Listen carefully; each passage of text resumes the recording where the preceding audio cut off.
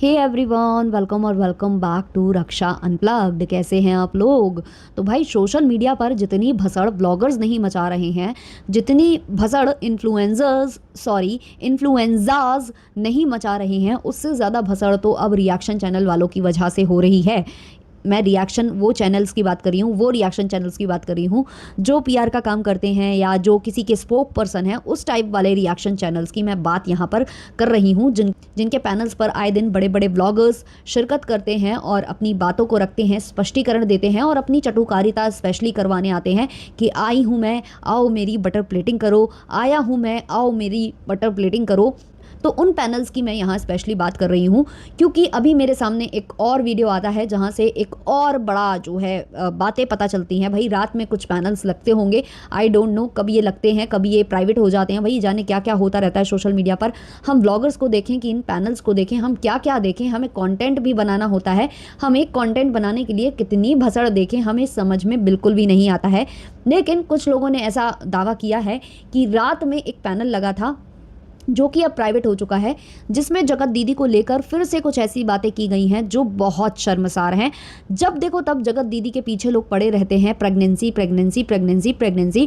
Controversy को इतना ज़्यादा टाइम बीत चुका है भाई, प्रेगनेंसी अगर होती तो अब तक बच्चा डिलीवर भी हो गया होता मुझे लगता है। मतलब कब से उनके बच्चे को लेकर यार उसका वेट क्या गेन हो गया उस औरत का, और उस औरत से गलती हुई है जो कि उसके साथ साथ कहीं ना कहीं उस आदमी से भी हुई है।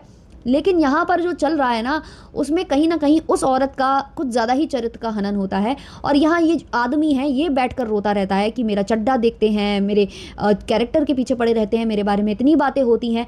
जितनी शिकायत उस बंदी को करनी चाहिए उतनी उसने नहीं की है आकर सामने से। वो तो बल्कि अपने व्लॉग में ये बोलकर चली गई है। मैं फिर से बोलूँगी कि मैं उस बंदी की बिल्कुल भी सपोर्टर नहीं हूँ और मैं उसके जो भी काम थे उसको मैं कभी भी जस्टिफाई नहीं कर सकती और उसको सही नहीं बोल सकती। लेकिन एक मैं बात की बात कर रही हूँ, एक आदमी और एक पुरुष में जो अंतर बताया जाता है ना, उस अंतर को मैं यहाँ आपको दिखाने की कोशिश कर रही हूँ कि वो बंदी आई, व्लॉग लाइव में आई थी। हालांकि वो उसने धोखा वोखा दिया, किसी को उसने वादा करके वो वहाँ नहीं गई, वो सब उसने गलत किया। लेकिन वो एक चीज़ बोलकर गई कि भाई जो जो बोलना है मेरे बारे में, जैसे जैसे वीडियोस बनाने हैं, जो जो रिएक्शन बनाने हैं बना दो।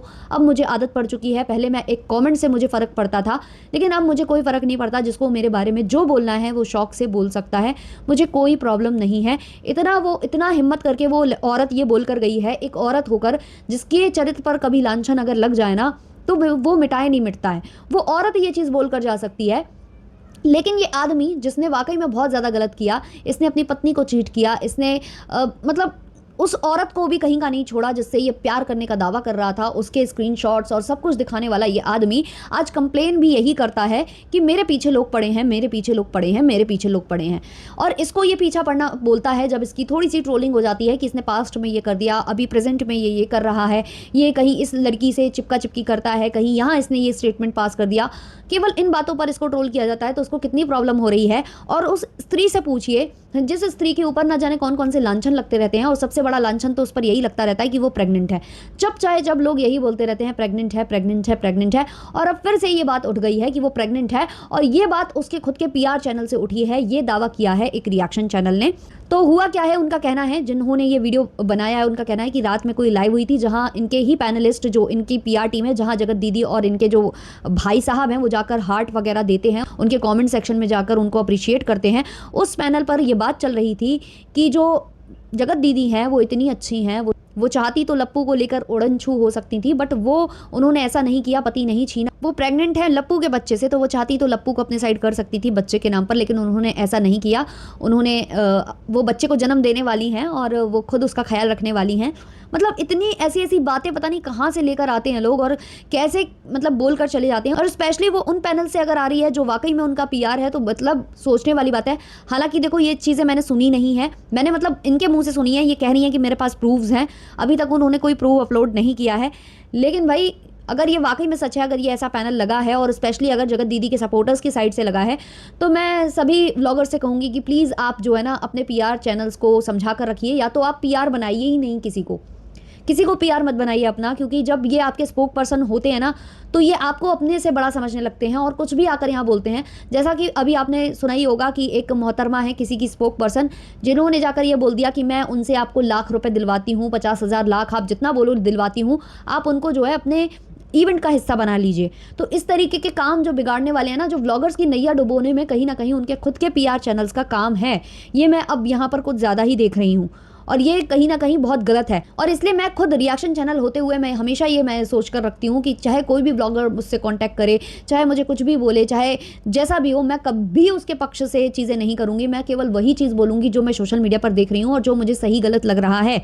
क्योंकि कई बार ऐसा होता है ना, अगर किसी से कांटेक्ट वगैरह होता है तो हमारी उससे फ्रेंडशिप हो जाती है और फिर फ्रेंडशिप के लिहाज से कहीं ना कहीं हम उसके लिए कुछ ज़्यादा अच्छा करने की चाह में हो सकता है कि उसका कुछ गलत भी कर जाएं, और ज़्यादा अच्छा करने की चाह में हो सकता है कि हम रॉन्ग साइड पर भी हों।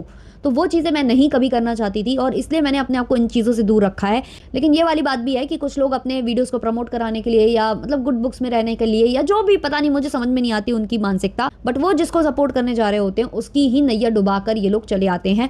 अब ये इतने बड़े बड़े स्टेटमेंट्स जगत दीदी को लेकर टाइम टू टाइम आते रहते हैं, लेकिन जगत दीदी कभी क्लैरिफाई करने नहीं आती। और अब ये मुद्दा फिर से हरा तब हुआ है जब जगत दीदी अभी अवेलेबल नहीं है, वो ट्रैवल कर रही हैं, ट्रैवल के उनके व्लॉग्स आ रहे हैं और उस टाइम पर ये चीज़ें फिर से स्टार्ट हो गई हैं, प्रेगनेंसी प्रेगनेंसी प्रेगनेंसी।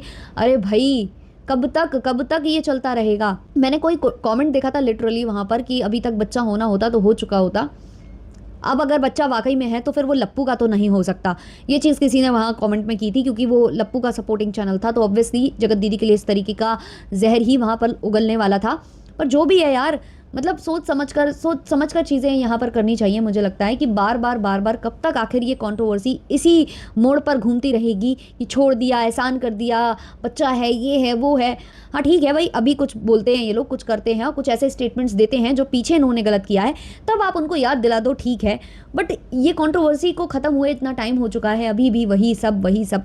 इसके अलावा मैंने कृष्टि मायूस जी का भी वीडियो देखा है, उनको भी किसी ने कांटेक्ट किया है, किसी रिएक्शन चैनल वाली ने ही आई गेस, और वो किसी की पीआर है शायद। मुझे कन्फ्यूजन है दो लोगों के बीच में, क्योंकि उन्होंने क्लियरिटी से कुछ भी नहीं बोला है, लेकिन वो गाली वाली बात कर रही थी, तो मेरा ध्यान कहीं और जा रहा है। तो ये जो कृष्टि मायूस जी हैं, इनका कहना है कि मुझे किसी ने कांटेक्ट किया है और वो बंदी मुझे ठीक नहीं लगती है, और जिसको मैं बोल रही हूँ वो समझ जाए कि मैं किसके बारे में बात कर रही हूँ, तो वो मुझे कांटेक्ट ना करे। जब भी कंट्रोवर्सी होती है मुझे बीच में घसीटा जाता है, और मैं सोशल मीडिया पर उतना नहीं हूँ, व्लॉग में ज़्यादा शेयर कर नहीं रही हूँ, मैं किसी मुद्दे में ज़्यादा घुसना नहीं चाहती हूँ। ऐसे स्टेटमेंट्स जो भारी हैं हमारी जो कृष्टि मायूस जी हैं वो देकर गई हैं। बट एक टाइम था जब कृष्टि मायूस जी बढ़ चढ़कर अपनी हिस्सेदारी जमा रही थी एक कंट्रोवर्सी में, लेकिन जब से उनकी फजीती हुई है तब से उन्होंने अपने आप को बैकआउट कर लिया है, खुद को दूर रखा है कंट्रोवर्सी से, जो कि एक अच्छी चीज़ है, उससे कोई बुराई नहीं है। लेकिन कृष्टि मायूस जी को हर वक्त कौन भाई खींचना चाह रहा है इस मुद्दे में, कौन चाह रहा है कि मेरे साइड से बोल दो और इसके साइड से बोल दो। हालांकि वो बार बार जो कर रही हैं, जो स्टेटमेंट वो बार बार दे रही हैं, तो ध्यान तो जा रहा है एक की तरफ। पहले मुझे लगा था कि शायद वो लप्पू की स्पोक पर्सन की बात कर रही हैं, बट बाद में उन्होंने जो बात कही है वो मुझे कहीं और इशारा करती नज़र आ रही है। तो कृष्टि मायूस जी को कौन आखिर कॉल करके बोल सकता है, कौन इस कंट्रोवर्सी में उनको घसीटने का काम कर सकता है? आपको क्या लगता है? जो भी आपके थॉट्स हैं, आपको क्या लग रहा है कौन है वो, आप कमेंट सेक्शन में ज़रूर बताना। चलिए इस वाले पॉडकास्ट को ज़्यादा लंबा नहीं खींचते हैं, करते हैं यहीं पर एंड। अच्छा लगा हो तो लाइक शेयर सब्सक्राइब कर देना। तब तक के लिए बाय बाय।